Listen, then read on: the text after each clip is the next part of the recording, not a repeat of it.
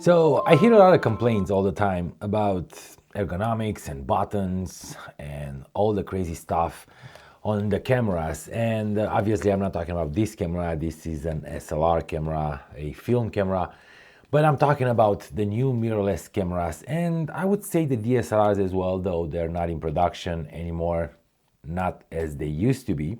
So what would be the 3 must-have buttons that all the cameras should have these days? Hey, what is good everyone, Chris here. Welcome back to the channel, or welcome if you just subscribed and enjoy the videos, enjoy the channel. We are a family here. My name is Chris Constantine. I'm a wildlife commercial photographer.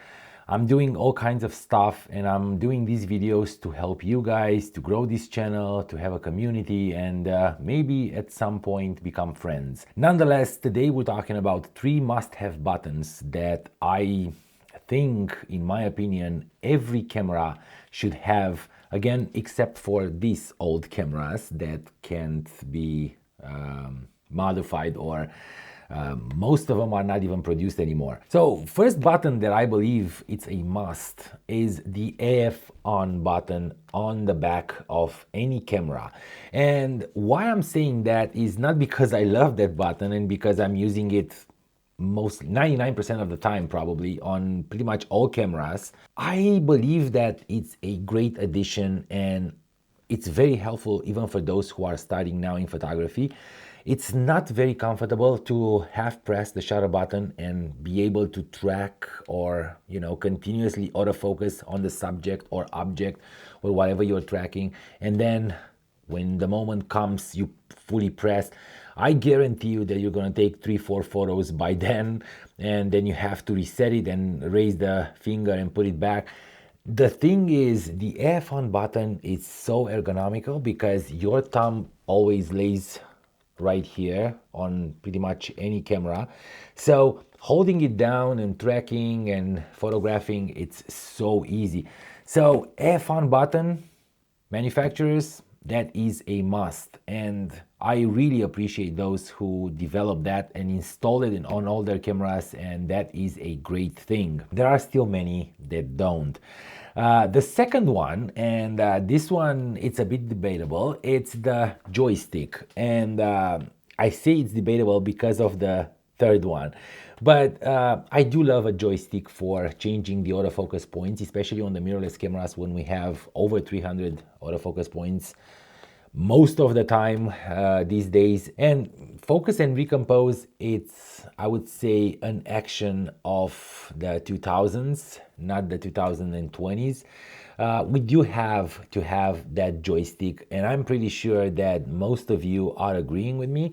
There are people saying that now with the tracking features of the AF and the fact that the autofocus becomes better and better on all cameras, and the tracking features are so good, you don't need that because the camera is gonna track and you're good. But I would say this: what if I'm shooting in autofocus single and I wanna shoot a static scene with probably a subject that doesn't move, and I just want to compose and create a better composition by moving sideways but having the subject in focus? How about that? The good thing about having the joystick on the back is that, again, your thumb lays in this area right here, so it's very easy to move it around. It's literally natural to look through the viewfinder and just move the autofocus point, or even on the screen. So why not having it on all of them? I don't think it's such a burden for the developers or the manufacturers to create that small knob right here. Whatever it is, it can be Fujifilm small, it can be Sony wide or whatever. It needs to be something that helps us move the autofocus fast when we need to shoot a subject in a composition that we already set. And the third one, and that is when the debate comes, it's the D-pad. It might sound like a contradiction, but I really, really like the D-pad. And it's because it has 4 buttons set up in a circle, usually.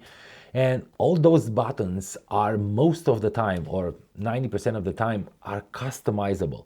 And you can have them customized to your hard content, white balance, exposure compensation, I don't know, AF modes, AF drive, and so on and so forth. But there are 4 of them in a small array right here. And that is the part of the debate.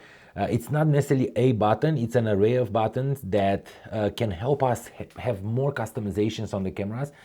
And it's easy to just scroll to the menus left and right, up and down, instead of just using the joystick. And literally, for those who are using menus all the time, I don't, but for those that are using menus, I realize that especially on Fujifilm cameras, the joystick is a little bit loose because they're always using, to scroll down, up, down.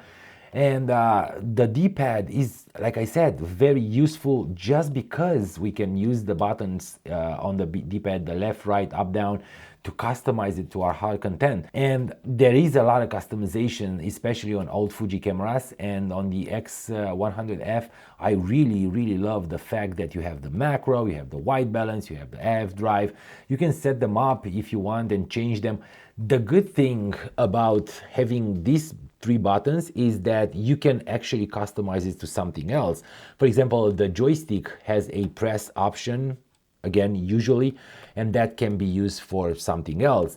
The AF on button can be customized if you don't like it to ISO or anything else. So keeping a cleaner top of the camera for some buttons, it's doable by having more on the back, because I'm telling you this, I'm shooting with the Z8, and the Z8 has 3 buttons here, 4 buttons actually with the I think there are 4 buttons with the video button. So every time I have my camera here, it's a muscle memory. I know exactly what the buttons are, but for me to reach with my index all the way to those buttons, I might not have huge hands, though they're not small, but for people with small hands, they want to use that camera, it's going to be very cumbersome to go all the way to the left to literally press the button. Instead of having it on the back, customize it if they don't want the AF on.